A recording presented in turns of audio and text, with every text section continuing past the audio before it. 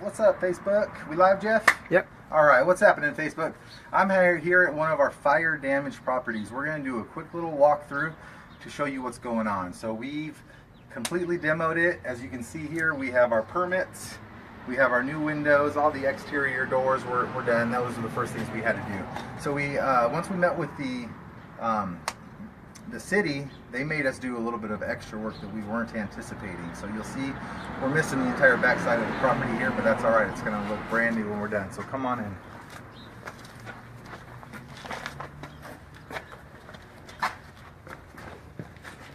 All right, as you can see, we have a complete skeleton here. All of the drywall has been removed, which is a must.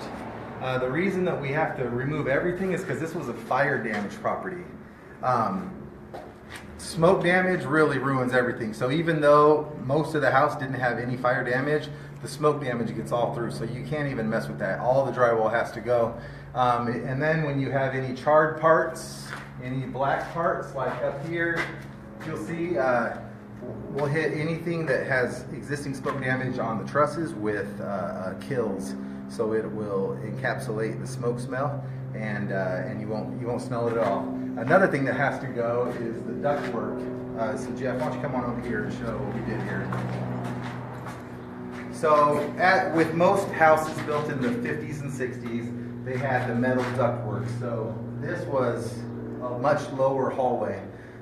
Whenever we demo these out, we always raise them up because it makes it look bigger. So now we're going to have nice 8-foot ceilings in there. And so instead of having the ductwork here, we're going to have everything as a drop down, the flex duct, just like this that you see here. So now all this flex duct also has to go away because the smoke got in it, and so it'll always smell. The AC as well, even though there was no damage to the AC, it has smoke within it. So the second you turn it on, it'll make the whole house smell like smoke again. So everything's got to go when you have this. Okay, so we're down to the studs, and now we got to redo everything. So we want to make things easy for the contractor. So what I did is I had to redesign this kitchen. So as you can see here, there used to be a wall here. So this entire kitchen used to be all closed in, and this is where your stove was. All the wires were running through these walls. So there's a few things that we have to do to get around that. Jeff, why don't you go over there and we'll show us we don't have to glare. All right, so this is our new kitchen. Islands are all the rage, right? So that's the first thing that we're going to do. We tore out the walls, so we have an open concept, and this is going to be the pony wall. So how do we figure out where the pony wall is going to be? Well, you got to make sure you have enough room. So you first have to have 25 inches for the cabinet. We like to have at least 40 inches for your walkway, and then another 25. So that's where our pony wall, this is where the back of the cabinets will be. So we'll have cabinets here. This is our walkway. And then we're going to relocate our stove right here. This is going to be our sink and our dishwasher. So it's going to just really flow. We'll have a couple pendant lights. We're going to have a lot of cans, recessed lighting in here, and it's going to look awesome. So we're changing the whole format of this house. This was a 3-bedroom, 2-bath house with an Arizona room. We're going to go out there in just a minute and show you guys that. But we're going to go through the rooms first and show you what we did. So anytime you do demo, you're most likely going to have some walls that need to be redone. So all these loose walls will be redone. Come on down here, Jeff. So not much happening in this bathroom. So bedroom, bedroom, bedroom. This used to be the master, but we're going to make that back the master. So now we need to change it up a little bit. So what we're doing in here, you can see we have our closet over here. So nothing really needs to change in here except for the walkway into the old master bathroom. So what we're going to do, this master bathroom is not going to be for this room. It's going to be for that room. So come on in and let's check it out. So what we're going to do, so we're going to wall this in. So this area can be a linen closet for the bathroom. We're going to saw cut this wall, and so now this will be the new entrance from that area into here. Other than that, this used to be a little box of a shower. So we are, it was very popular for some reason to have the bathroom flow all the way around into the kitchen. I don't know why. I don't want my bathroom right next to my kitchen. So we're going to wall this in, and now the shower will go all the way across. So it's going to be a nice big shower. We're going to open it up, and again, this will go into the back patio. So let's go out there and check it out.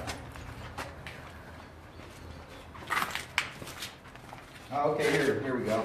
We're going to talk about this. So one thing that we have to do whenever you have an island, you have to have electric to it. So since it's an open concept, there's no walls, so that's why we're going to saw cut. So this will be a hole, we'll run the electric under here. If we wanted to have the sink here, we could run all that as well, but I don't like doing that.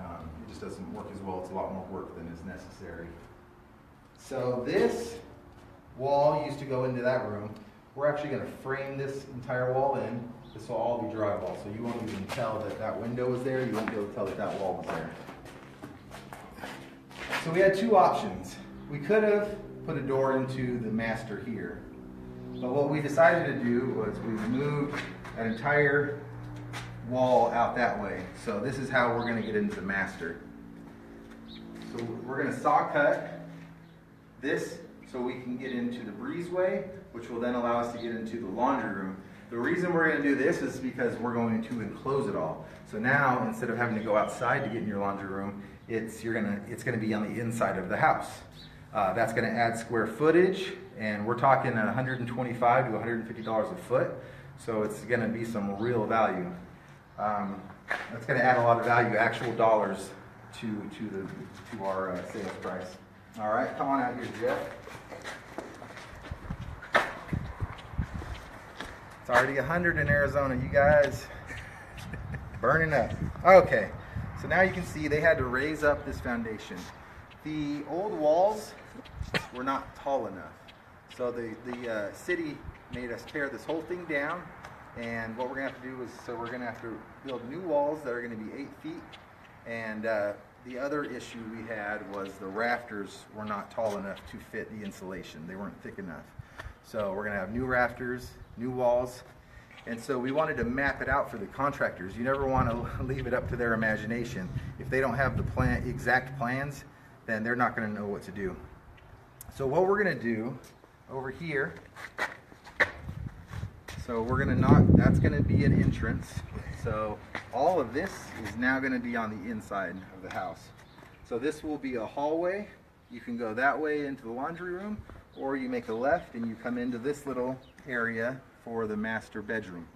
There was no way to get out of the house in the backyard, so our exterior door will be here. So you'll come down the hallway, have your exterior door on the right, and then here you'll have a wall, and this is where our 30-inch door will come into our master suite.